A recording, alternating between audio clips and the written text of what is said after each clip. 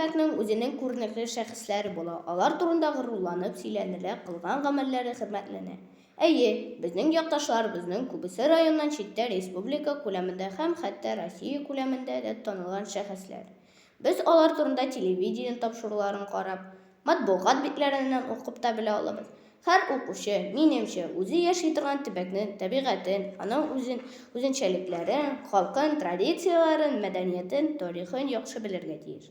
Максабаш тырыш як, Моң чишмәләре уянган як. Ул табигатьнең иң матур җиренә урнашкан. Монда һәр тау итәге, челтерәп аккан чишмәләре, сандугачлы яшел аланнары, агач болындагы һәр чәчәк иҗатка, моңга, шигърияткә рухландыра.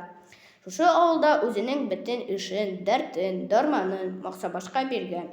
Россия Федерацияның мәгариф отличнигы, Татарстанның атказыннан укытучысы 40 ел балаларга белем биргән. Максабаш башлангыч мәктәбендә 25 ел директор булып эшләгән иҗади шәхес Тәнзилә апа.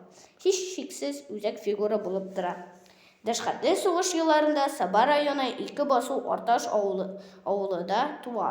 Тәнзилә апа тормыш иркәләмәгән аны. Ходай аны яшь чагында ук ата-ана назыннан мәхрүм итә. Әти-әнисе икесе дә авырып яшьтән гүр иясе булалар.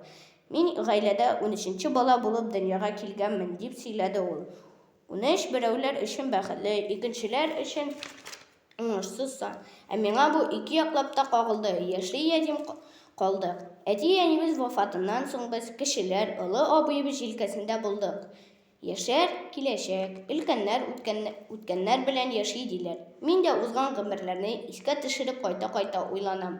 Бигрәк тә мәктәп еллары бик еш күз алдына килә. Мин сугыштан соңгы авыр чорда 1949 елда укырга килдем. Аякта чабата, өстә ямаулы бишмәт, кулда чүпрәктән тегелгән сумка. Көзге салкыннар башланганчы ялан аяк йөри идек. Ни хәл итәсең, безнең балачакта шундый авыр еллар туры килде. Без аның авылдашлары, бар күңеле иҗаты белән Максабашка береккән. Максабаш тарихын язучы, өйрәнүче, танылган журналист. Сабый күңеле шагыйрь Тәнзилә Шәрәфиева белән чын күңелдән горурланабыз. Сүземне йомгаклап, шуны әйтәсем килә. Һәркем үз язмышын үзе яза. Тәкъдирдә язганны көтеп ятсаң, ихтимал бәхет үзе сине эзләп килеп җитә алмас.